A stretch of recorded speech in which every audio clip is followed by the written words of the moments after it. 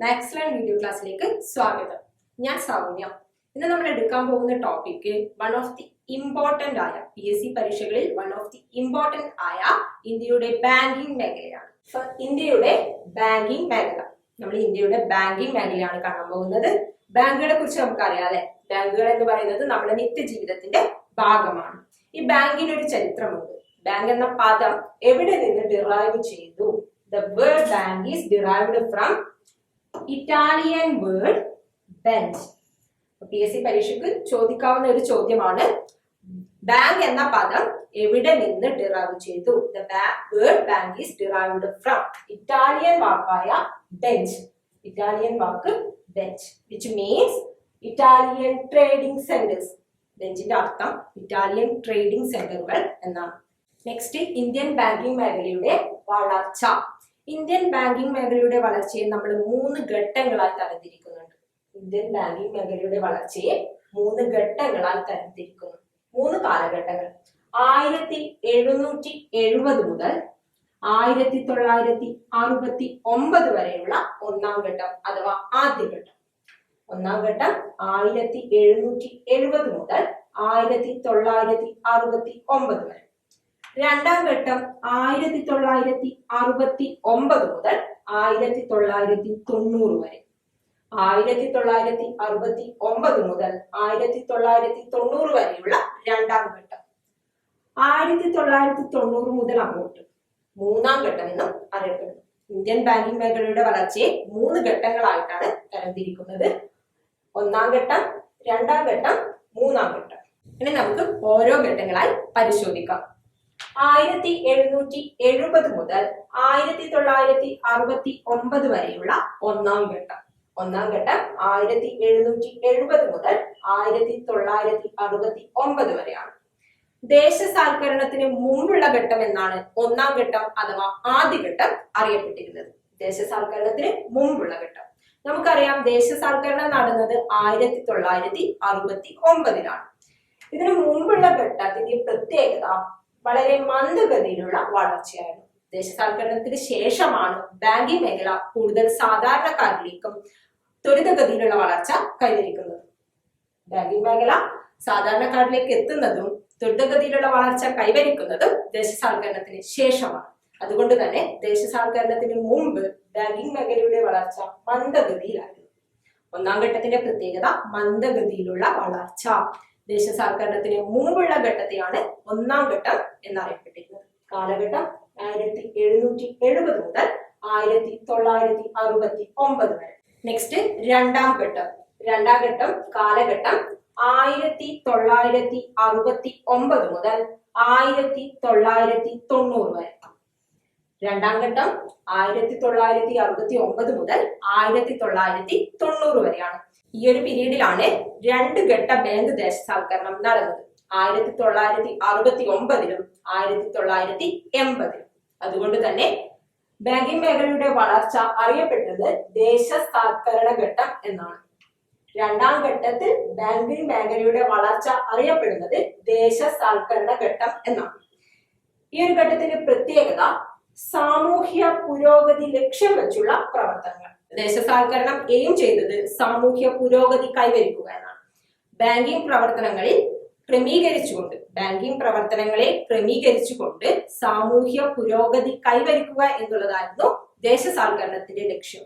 അതുകൊണ്ട് തന്നെ രണ്ടാം ഘട്ടത്തിന്റെ പ്രത്യേകതയായി പറയുന്നതും സാമൂഹ്യ പുരോഗതി ലക്ഷ്യം വെച്ചുള്ള പ്രവർത്തനങ്ങളായി.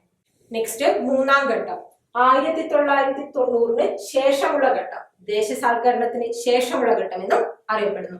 നൂതന സംവിധാനങ്ങളായ ATM, credit card, mobile banking, core banking, digital banking, net banking തുടങ്ങിയവ നടപ്പിലാക്കിയത് ഈ ഘട്ടത്തിലാണ്.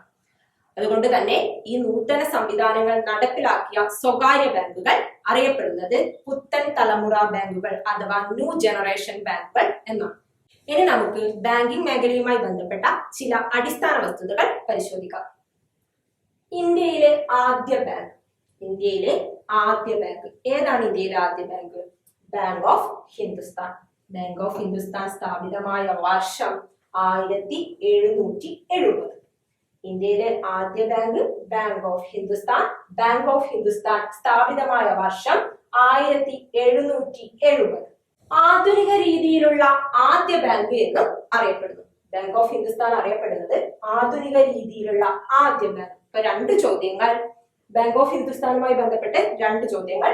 ഇന്ത്യയിലെ ആദ്യ ബാങ്ക്, ആധുനിക രീതിയിലുള്ള ആദ്യ ബാങ്ക്, രണ്ടും ബാങ്ക് ഓഫ് ഹിന്ദുസ്ഥാൻ ആണ്. സ്ഥാപിതമായത് 1770. ലോകത്തിലെ ആദ്യ ബാങ്ക് ബാങ്ക് ഓഫ് വെനീസ്. ലോകത്തിലെ ആദ്യ ബാങ്ക് ബാങ്ക് ഓഫ് വെനീസ് 1157 സ്ഥാപിതമായി. ലോകത്തിലെ ആദ്യ ബാങ്ക് ബാങ്ക് ഓഫ് വെനീസ് സ്ഥാപിതമായ വർഷം 1157. 1157. എന്നാൽ കേരളത്തിലെ ആദ്യ ബാങ്ക് നെടുങ്ങാടി ബാങ്ക്. കേരളത്തിലെ ആദ്യ ബാങ്ക് നെടുങ്ങാടി ബാങ്ക് ആണ്. സ്ഥാപിതമായ വർഷം 1899.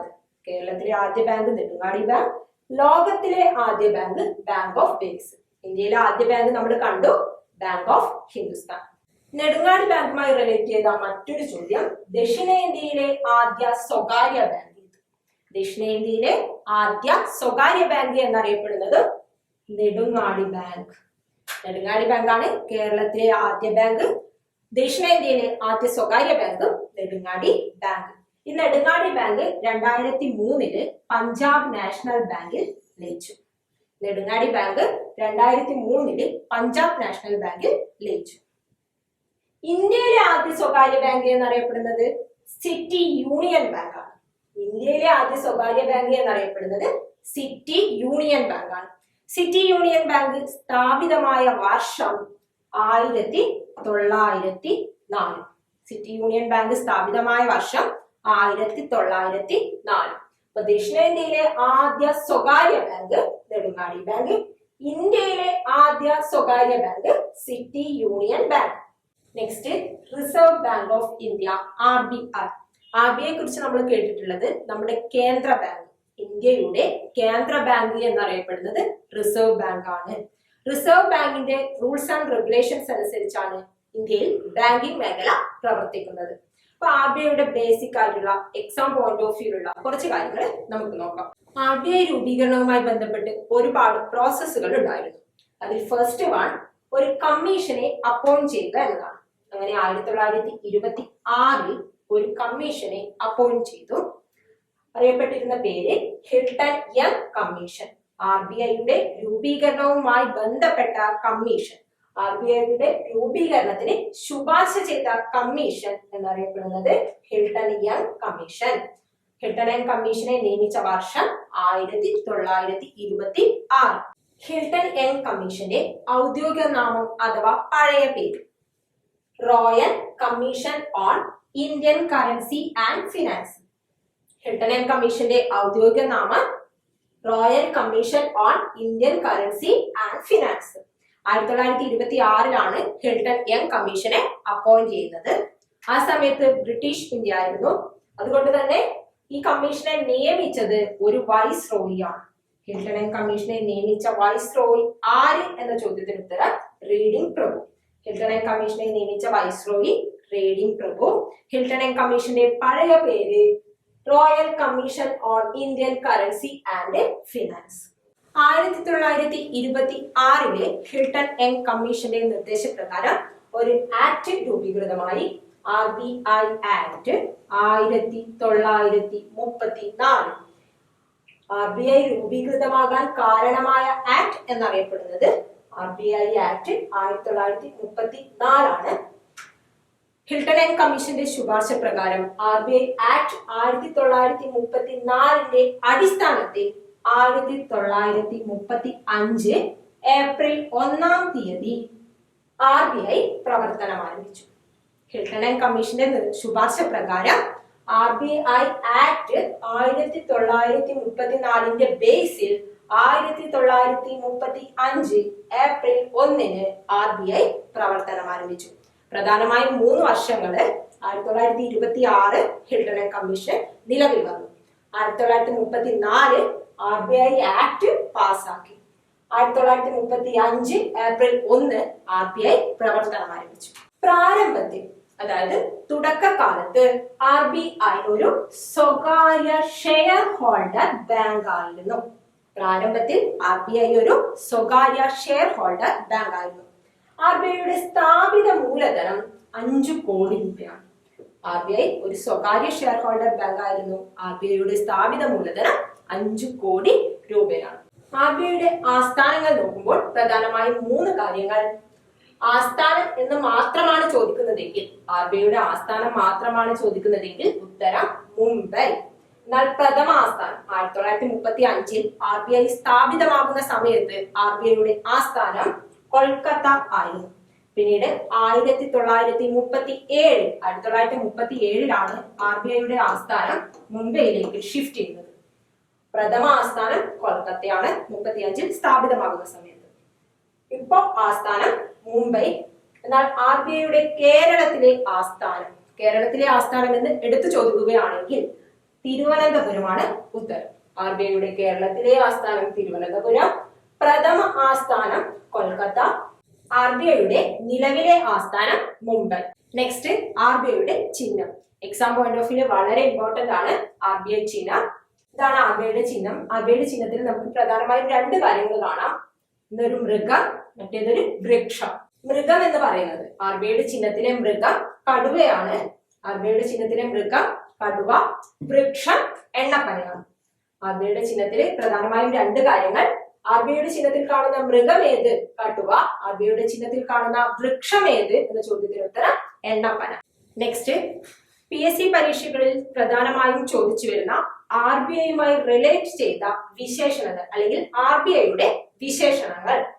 ഫസ്റ്റ് വൺ നമ്മൾ എല്ലാവർക്കും അറിയാവുന്ന കാര്യമാണ്, ഓൾറെഡി പറഞ്ഞതാണ്. The central bank of India, ഇന്ത്യയുടെ കേന്ദ്ര ബാങ്ക് എന്നറിയപ്പെടുന്നു. Central bank of India. Next the apex bank of India, ഇന്ത്യയുടെ അപെക്സ് ബാങ്ക് എന്നറിയപ്പെടുന്നു. ബാങ്കേഴ്സ് ബാങ്ക്, ബാങ്കുകളുടെ ബാങ്ക് എന്നറിയപ്പെടുന്നു. ബാങ്കർ ടു ഗവൺമെന്റ്, സർക്കാരിന്റെ ബാങ്ക് എന്നറിയപ്പെടുന്നു. കൺട്രോളർ ഓഫ് ക്രെഡിറ്റ്, വായ്പകളുടെ നിയന്ത്രകൻ എന്നറിയപ്പെടുന്നു. Custodian of foreign exchange reserve, വിദേശ വിനിമയത്തിന്റെ സൂക്ഷിപ്പുകാരൻ എന്നറിയപ്പെടുന്നു. ഇതൊക്കെ RBIയുടെ വിശേഷണങ്ങളാണ്. എങ്കിലും എക്സാം പോയിന്റ് ഓഫ് വ്യൂ ഏറ്റവും ഇമ്പോർട്ടന്റ് ആയിട്ടുള്ള 3 വിശേഷണങ്ങൾ, bankers bank, controller of credit, custodian of foreign exchange reserve, ഇത് 3 ആണ് ഏറ്റവും കൂടുതൽ എക്സാമിന് ചോദിച്ചു വരുന്ന 3 വിശേഷണങ്ങള്. ബാങ്കേഴ്സ് ബാങ്ക്, ബാങ്കുകളുടെ ബാങ്ക്. കൺട്രോളർ ഓഫ് ക്രെഡിറ്റ്, വായ്പകളുടെ നിയന്ത്രകൻ എന്നറിയപ്പെടുന്ന ബാങ്ക് ഏത്? അതും റിസർവ് ബാങ്ക് ഓഫ് ഇന്ത്യ ആണ്. Custodian of foreign exchange reserve, വിദേശ വിനിമയത്തിന്റെ സൂക്ഷിപ്പുകാരൻ എന്നറിയപ്പെടുന്നത് ഏത് ബാങ്ക്? അതും റിസർവ് ബാങ്ക് ഓഫ് ഇന്ത്യ ആണ്. പ്രധാനമായും 3 ചോദ്യങ്ങൾ. ബാങ്കുകളുടെ ബാങ്ക് എന്നറിയപ്പെടുന്ന ബാങ്ക്, വായ്പകളുടെ നിയന്ത്രകൻ എന്നറിയപ്പെടുന്ന ബാങ്ക്, വിദേശ വിനിമയത്തിന്റെ സൂക്ഷിപ്പുകാരൻ എന്നറിയപ്പെടുന്ന bank, 3 reserve bank of India. Next IMF, international monetary fund അഥവാ അന്താരാഷ്ട്ര നാണയ നിധി. അന്താരാഷ്ട്ര നാണയ നിധിയിൽ ഇന്ത്യയുടെ പ്രതിനിധി എന്നറിയപ്പെടുന്ന bank reserve bank of India ആണ്. IMFൽ ഇന്ത്യയുടെ പ്രതിനിധി. നമുക്കറിയാം 1926 RBIയുടെ രൂപീകരണവുമായി ബന്ധപ്പെട്ട് ഹിൽട്ടൺ യങ് കമ്മീഷനെ നിയമിച്ചു. അന്നത്തെ വൈസ്രോയി ആയിരുന്ന റീഡിംഗ് പ്രഭു 1926 ഒരു കമ്മീഷനെ നിയമിച്ചു, ഹിൽട്ടൺ യങ് കമ്മീഷൻ. അതിന്റെ ബേസിൽ ഹിൽട്ടൺ യങ് കമ്മീഷന്റെ ശുപാർശ പ്രകാരം 1934 ഒരു ആക്ട് പാസാക്കി, RBI ആക്ട്. ഈ RBI ആക്ടിന്റെ അടിസ്ഥാനത്തിൽ 1935 ഏപ്രിൽ 1-ാം തീയതി RBI പ്രവർത്തനം ആരംഭിച്ചു. ഈ 3 വർഷങ്ങളോടൊപ്പം തന്നെ ഏറ്റവും പ്രധാനപ്പെട്ട മറ്റൊരു വർഷമാണ് 1949 ജനുവരി 1-ാം തീയതി. എന്താണ് 1949ന്റെ പ്രത്യേകത? RBI ദേശസാൽക്കരിക്കപ്പെട്ടത്. RBI നാഷണലൈസ് ചെയ്യുന്നത് 1949 ജനുവരി 1-ാം തീയതിയാണ്. പ്രധാനമായും 4 വർഷങ്ങൾ. 1926 ഹിൽട്ടൺ യങ് കമ്മീഷനെ നിയമിച്ചു. 1934 RBI ആക്ട് പാസാക്കി. 1935 RBI പ്രവർത്തനം ആരംഭിച്ചു. 1949 RBI നാഷണലൈസേഷൻ. 1949 ജനുവരി 1-ാം തീയതി RBI നാഷണലൈസേഷൻ. ഈ 1949 മറ്റൊരു പ്രധാന സംഭവം ബാങ്കിംഗ് റെഗുലേഷൻ ആക്ട് പാസാക്കി. 1949 തന്നെയാണ് ബാങ്കിംഗ് റെഗുലേഷൻ ആക്ട് പാസാക്കിയത്. 49 RBI നാഷണലൈസ് ചെയ്തു. കൂടാതെ 1949 ബാങ്കിങ് റെഗുലേഷൻ ആക്ട് പാസ്സാക്കി. എന്താണ് banking regulation act? Banking regulation act പാസ്സാക്കിയത് 1949 എന്ന് പറയും.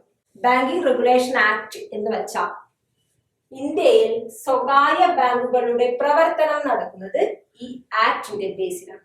ഒരു ചോദ്യം വരാം, ഇന്ത്യയിൽ സ്വകാര്യ ബാങ്കുകൾ പ്രവർത്തിക്കുന്നത് ഏത് ആക്ടിന്റെ അടിസ്ഥാനത്തിലാണ്? ബാങ്കിങ് റെഗുലേഷൻ ആക്ട് 1949 അടിസ്ഥാനത്തിലാണ് ഇന്ത്യയിൽ ബാങ്കുകൾ പ്രവർത്തിക്കുന്നത്. Functions and duties of RBI. RBIയുടെ പ്രധാന ധർമ്മങ്ങൾ എന്തൊക്കെയാണ്? First one, issue of currency notes except 1 rupee note. 1 രൂപ ഒഴികെയുള്ള എല്ലാ കറൻസി നോട്ടുകളും അച്ചടിച്ചിറക്കുക.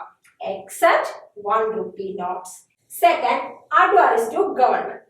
പണസംബന്ധമായ എല്ലാ വിഷയങ്ങളിലും ഗവൺമെന്റിന്റെ ഉപദേശകനായി പ്രവർത്തിക്കുന്നു. Advise to government. Next one, controlling credit. വായ്പകൾ നിയന്ത്രിക്കുക. വായ്പകളെ നിയന്ത്രിക്കുക എന്നത് RBIയുടെ മറ്റൊരു ധർമ്മമാണ്. Fourth one, stabilizer of the value of money. പണത്തിന്റെ വിനിമയ മൂല്യം സ്ഥിരമായി നിലനിർത്തുക. പണത്തിന്റെ വിനിമയ മൂല്യത്തിൽ ഒരു സ്ഥിരത നിലനിർത്തുക എന്നത് RBIയുടെ മറ്റൊരു ധർമ്മമാണ്. പ്രധാനമായും 4 ധർമ്മങ്ങൾ: 1 രൂപ ഒഴികെയുള്ള എല്ലാ കറൻസി നോട്ടുകളും അച്ചടിച്ചിറക്കുക, ഗവൺമെന്റിന്റെ ഉപദേശകനായി പ്രവർത്തിക്കുക, വായ്പകൾ നിയന്ത്രിക്കുക, പണത്തിന്റെ വിനിമയ മൂല്യം സ്ഥിരമായി നിലനിർത്തുക. നമ്മൾ പറഞ്ഞു, 1 രൂപ ഒഴികെയുള്ള എല്ലാ കറൻസി നോട്ടുകളും അച്ചടിച്ചിറക്കുന്നത് റിസർവ് ബാങ്ക് ആണ്.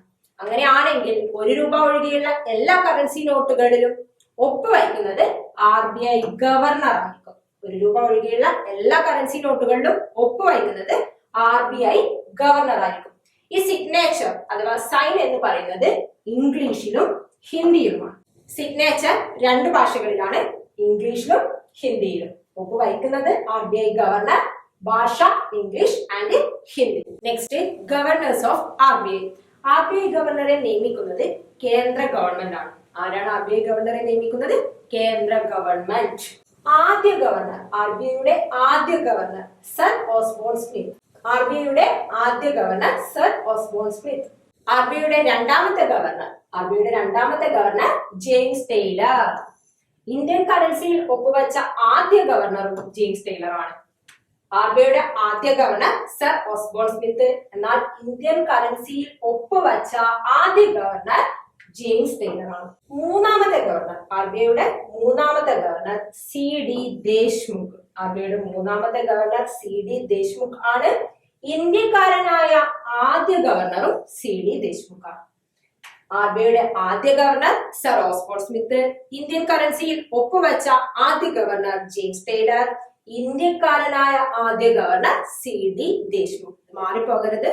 ഇന്ത്യൻ കറൻസിയിൽ ഒപ്പുവെച്ച ആദ്യ ഗവർണറാണ് ജെയിംസ് ടെയ്ലർ.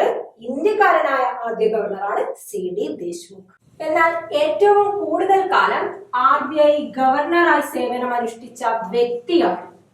ഏറ്റവും കൂടുതൽ കാലം RBI ഗവർണറായി സേവനമനുഷ്ഠിച്ച വ്യക്തി BR റാവു, ബെനഗൽ രാമറാവു ആണ്. ഏറ്റവും കൂടുതൽ കാലം RBI ഗവർണറായി സേവനമനുഷ്ഠിച്ച വ്യക്തി. RBI ഗവർണർ ആയതിനു ശേഷം ഇന്ത്യയുടെ പ്രധാനമന്ത്രിയായ വ്യക്തി doctor Manmohan Singh. RBI governor ആയ ശേഷം ഇന്ത്യയുടെ പ്രധാനമന്ത്രിയായ വ്യക്തി ഡോക്ടർ മൻമോഹൻ സിംഗ്. RBI ഗവർണറായ ആദ്യ RBI ഉദ്യോഗസ്ഥനാരായിരുന്നു? M നരസിംഹമാണ് RBI ഗവർണറായ ആദ്യ RBI ഉദ്യോഗസ്ഥൻ. എന്നാൽ ആദ്യ വനിതാ ഡെപ്യൂട്ടി ഗവർണർ, RBIയുടെ ആദ്യ വനിതാ ഡെപ്യൂട്ടി ഗവർണർ KJ ഉദ്ദേശി.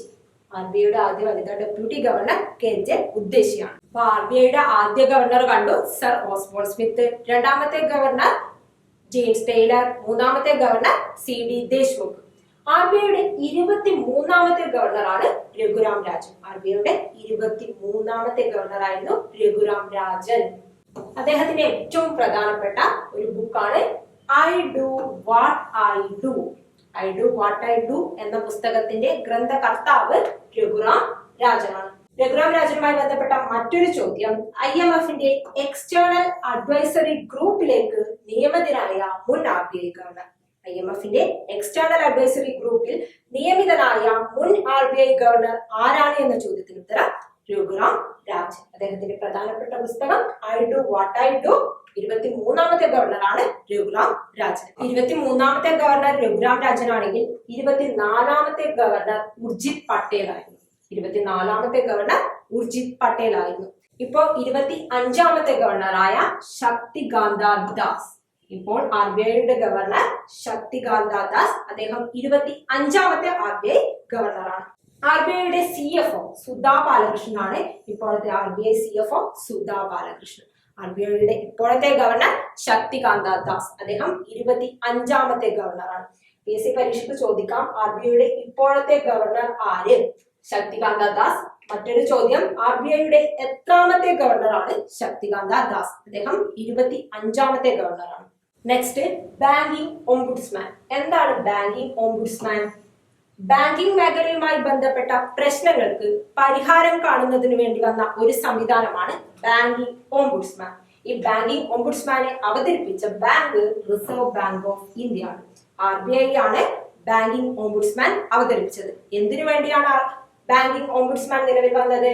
ബാങ്കിംഗ് മേഖലയുമായി ബന്ധപ്പെട്ട പ്രശ്നങ്ങൾക്ക് പരിഹാരം കാണുന്നതിന്. ബാങ്കിംഗ് ഓംബുഡ്സ്മാൻ നിലവിൽ വന്നത് 1995 ജൂണിലാണ്. അപ്പോൾ ബാങ്കിംഗ് ഓംബുഡ്സ്മാൻ എപ്പോൾ നിലവിൽ വന്നു? 1995 ജൂണിൽ. ബാങ്കിംഗ് ഓംബുഡ്സ്മാൻ ഏത് സ്കീം പ്രകാരം പ്രവർത്തിക്കുന്നു? Banking ombudsman scheme 2006. Banking ombudsman scheme 2006. 2 question. നിലവിൽ വന്ന വർഷം 1995. ഏത് സ്കീം പ്രകാരം പ്രവർത്തിക്കുന്നു? Banking ombudsman scheme 2006. നെക്സ്റ്റ് RBIയുടെ 2 ട്രെയിനിങ് കോളേജുകൾ reserve bank staff college and college of agriculture banking. ഈ reserve bank staff college RBI academy എന്നും അറിയപ്പെടുന്നു. ഇത് സ്ഥിതി ചെയ്യുന്ന സ്ഥലം ചെന്നൈ. ഇത് സ്ഥിതി ചെയ്യുന്ന സ്ഥലമാണ് PSCക്ക് ഇമ്പോർട്ടന്റ്. RBI സ്റ്റാഫ് കോളേജ് അഥവാ RBI അക്കാഡമി സ്ഥിതി ചെയ്യുന്നത് ചെന്നൈയിലാണ്. College of agriculture and banking, college of agriculture banking സ്ഥിതി ചെയ്യുന്ന സ്ഥലം പൂനെ. നെക്സ്റ്റ് ഉത്കർഷ് 2022. RBIയുടെ സേവനങ്ങൾ മെച്ചപ്പെടുത്തുന്നതിനും ശക്തിപ്പെടുത്തുന്നതിനും നിലവിൽ വന്ന സംരംഭം ആണ് ഉത്കർഷ് 2022.